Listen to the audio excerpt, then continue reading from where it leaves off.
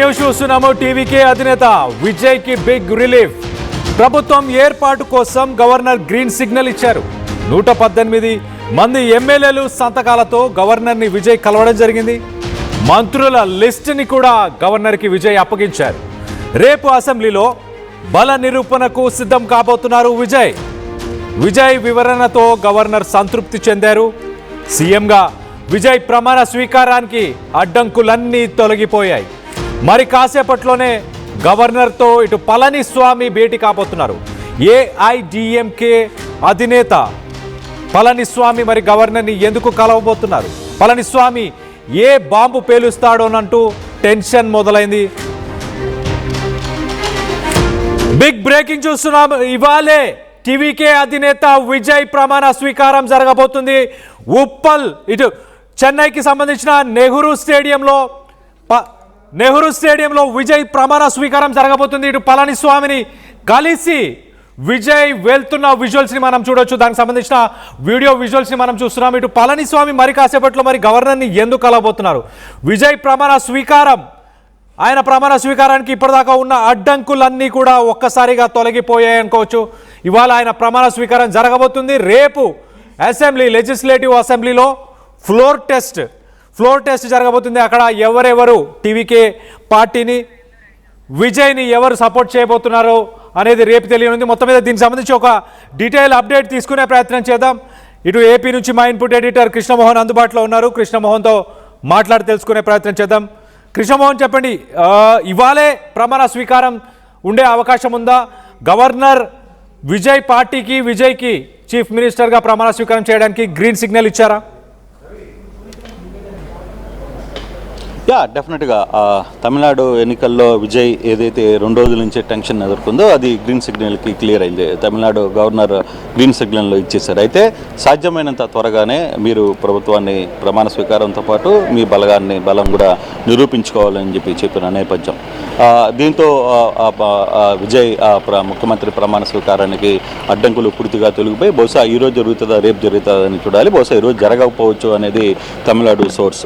కాకపోతే రేపైనా సరే ఖచ్చితంగా ఈ ముఖ్యమంత్రి ప్రమాణ స్వీకారంతో పాటు మంత్రులను కూడా కొంతమంది మంత్రులను కూడా ప్రమాణ స్వీకారం చేయబోతున్నారు. అయితే ఇప్పుడు పళనిస్వామి నేరుగా గవర్నర్ కార్యాలయానికి చేరుకున్నారు. ఆయన పళనిస్వామితో కూడా విజయ్ కలిసి బయటకు వచ్చారు. పళనిస్వామి లోపల ఏం చెప్పబోతున్నారు? తన ఏఐడిఎంకేలో నుంచి ఉన్న 47 మంది ఎమ్మెల్యేలలో ఎంతమంది ఎమ్మెల్యేలు విజయ్ వైపుకు తిరిగారు, వాళ్ళు పరిస్థితి ఏంటి, వాళ్ళు 2 ఆకుల గుర్తు మీద గెలిచి తర్వాత ఇప్పుడు టీవీకి మద్దతు తెలపడం పట్ల అతను ఏమైనా గవర్నర్కి ఫిర్యాదు చేయబోతున్నారా? లేదు, ఎవరైతే ఈ 6 మంది వెళ్ళారో 6 మంది వెళ్ళడం ఒక ఎత్తు అయితే మరోవైపు సిపిఐ అందులో వీసీకే పార్టీలు 2 కూడా గవర్నర్ తీరును తప్పుపట్టాయి. ఎప్పుడైనా సరే అధికారంలో ఎవరైతే ముందు ఉంటారో వాళ్ళని పిలిచి ముఖ్యమంత్రిని చేయాలి, తర్వాత అసెంబ్లీలో తమ బలాన్ని నిరూపించుకోవాలి అనేది రూల్. కానీ దాన్ని కావాలనే ఆపే ప్రయత్నం చేస్తున్నారు. కావాలనే ఆపే ప్రయత్నం ఇప్పటి వరకు జరిగిందని అఫీషియల్గా వామపక్షాలు కూడా లేఖను రాసి, సిపిఐ లేఖ రాసింది, అలాగే వీసీకే కూడా లేఖ రాసిన పరిస్థితి. సో వీసీకేలో ఉన్న ఇద్దరు కావచ్చు, అలాగే సిపిఐలో ఉన్న ఇద్దరు కూడా బహుశా ఈ సాయంత్రానికల్లా గవర్నర్కి విజయ్ని మద్దతు తెలిపే పరిస్థితి చాలా స్పష్టంగా కనపడుతుంది.